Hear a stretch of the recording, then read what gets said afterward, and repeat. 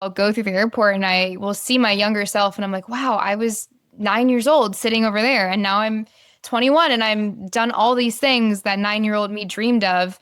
And I'm now doing it on my own and I've learned so much. And it's really crazy that airports just, they hold a lot of memory for me. Conversations matter, especially in a world of constant rush and endless noise, where checking in too often means scrolling through social feeds.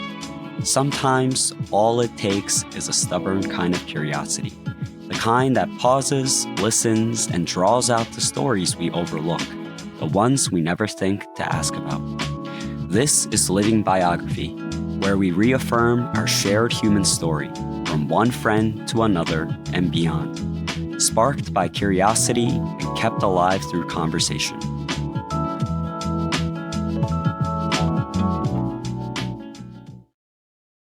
There's an interconnectedness between us and the places we've lived. We shape our communities, and in turn, they shape us. But what is that place that left a lasting impression on the course of our lives? As an introvert, I need to carve out space on my calendar to recharge. But for Anya Kumar, she thrives in the back-to-back, go-go-go schedule. Originally from Seattle and now making her way to New York City, she's probably traveled to, lived in, or at least passed through just about every time zone. So, when you've experienced so many different places, how do you even begin to answer a question like, what's the place that shaped who you are today? Yeah, I have been lucky enough to have experienced many different places in my life on a deep level. I haven't just scratched the surface. I've really lived and dived deep into the culture of many different places. And so, because of that, it would be doing a disservice to all the places I've been to if I picked just one. So, given that, I think, in my opinion, the airport has really shaped a lot of who I am. Thinking about airports brings mixed feelings. Departing is always exciting, but it's also hectic and stressful. There's TSA and people in all kinds of emotional states. And are things even on time? So I never imagined someone would pick the airport as their place in these conversations. But Anya did, and I had to ask why. From that young of an age, I've really learned how to work with people because at the airport, you're interacting with so many different kinds of people and really being able to watch my parents and see how they interact with people and treat people at the airport, all the way from when you're checking in your bag or even just getting to the airport and going through like parking to, going through security and then getting past your gate, going to Starbucks to get coffee and then going on a train and then getting to the gate and people checking your ticket and being able to watch my parents interact with them and how they deal with just the chaos of an airport and stay calm through that entire storm has really stuck with me ever since I was a child. Looking back on our talk, what really stood out to me was Anya's optimism. And yeah, it's true. Despite the chaos, the stress, and those occasional heated moments, airports are also an incredible example of human cooperation and harmony. In the interview, I asked her what she learned about working with people at such a young age.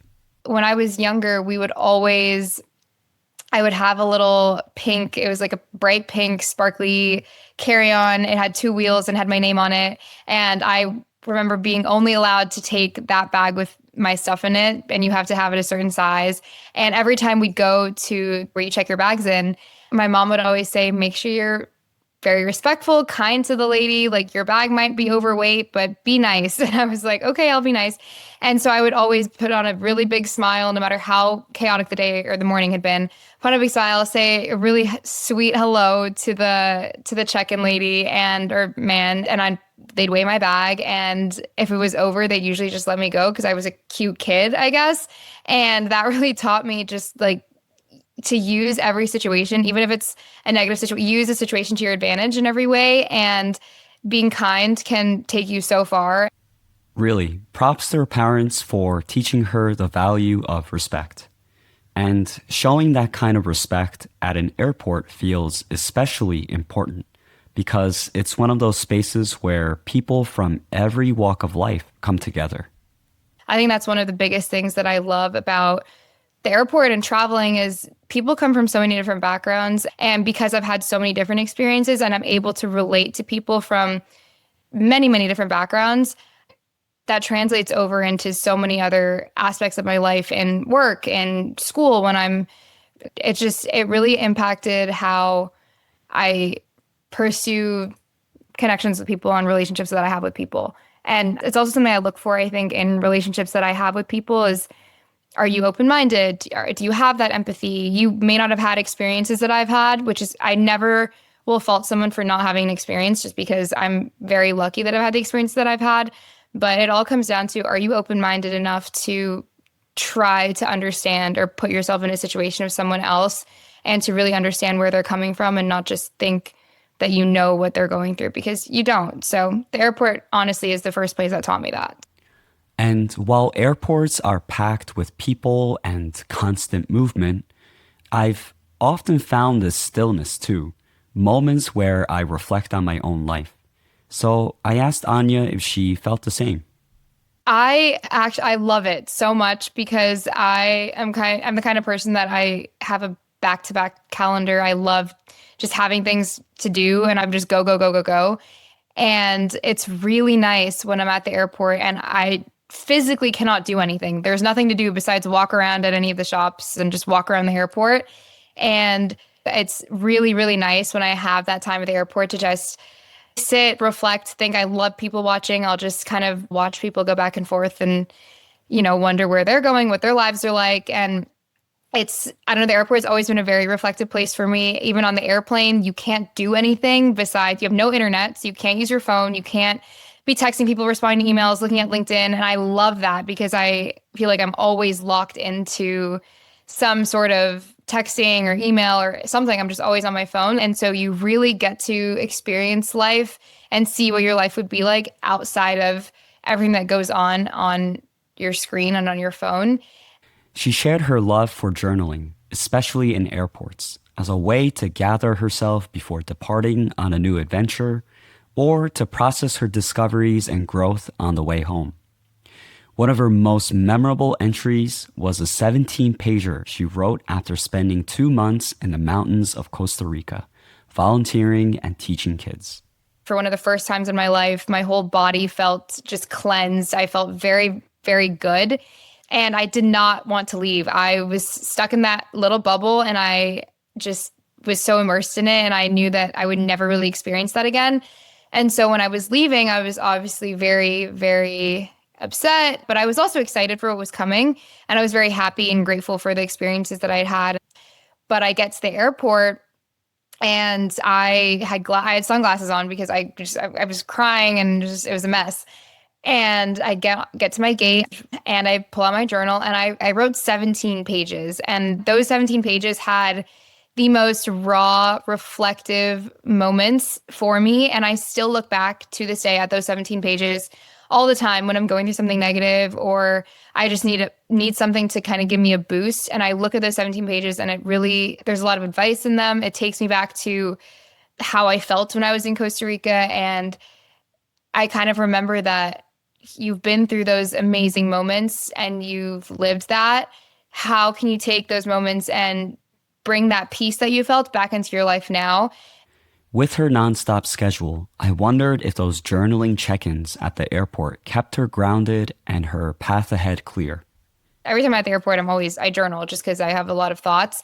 And there's always something new that's happening or something that's happened that I'm like, wow, I've really learned a lot from this. I don't even remember who I used to be 2 months ago when I was at the airport last. And it's really funny also, just if I go to an airport, the same airport consistently, like Seattle, because my family's here, I'm always at the Seattle airport. And I've been coming to the Seattle airport since I was basically a kid. And a lot of it looks the same. So I'll go through the airport and I will see my younger self and I'm like, wow, I was 9 years old sitting over there. And now I'm 21 and I'm done all these things that 9-year-old me dreamed of. And I'm now doing it on my own. And I've learned so much. And it's really crazy that airports they hold a lot of memory for me. And while Anya has a strong sense of what she wants out of life, I also asked how she handles those periods of feeling lost. I think I feel the most lost when I'm straying away from my values and I am not sticking to who I am at my core. And now that I'm older and I've gone through a lot of different experiences, no matter what I do, it always aligns with who I am and my values. And I know that. And so I never really feel too lost anymore internally just because I stick to my values. But I think going abroad really changed that for me. And abroad was kind of a pivot for me in my entire life because I really started to make sure that every action I took or choice I made was aligned with my values and who I am and who I know I am. And that, I guess, put me back on the right path of not feeling lost. And I know that any choice I make or any decision I make isn't a decision I'm making because I feel lost. It's a decision I'm making because I know it aligns with who I am and it'll lead me where I'm supposed to go. There's real wisdom there. Even when you're far from home or life is moving at lightning speed, you won't drift off course if you stick to your values. So I asked her to share one of the values that guides her. Empathy has always been one of my biggest values. It's something I've always had ever since I was a kid. I think in every situation, it's very important to be not sympathetic, but as empathetic to someone as possible and show that empathy to them and really, especially if someone's going through a rougher time, show that empathy. And you may not be able to help someone solve an issue or get them through a problem that they're having, but if you're at least there as an empathetic person for them, it means a lot more than if you're just sitting there saying, "Oh, I'm so sorry that you're going through that." Empathy can be easy to practice with people we love, but what does it look like with a complete stranger at the airport or someone we disagree with? Especially with the state of the world right now, it's sometimes a little bit difficult just because there are certain things happening where you're just like, there's really only one way to see something, which is the human way. And a lot of people aren't seeing a lot of things humanly right now. And so those situations are tough, obviously, but and in just a normal situation, usually I try to think of it in their perspective as much as possible. And I either explain it from my perspective, coming from, this is why I'm coming from, the direction I'm coming from. What are your thoughts? Something like that.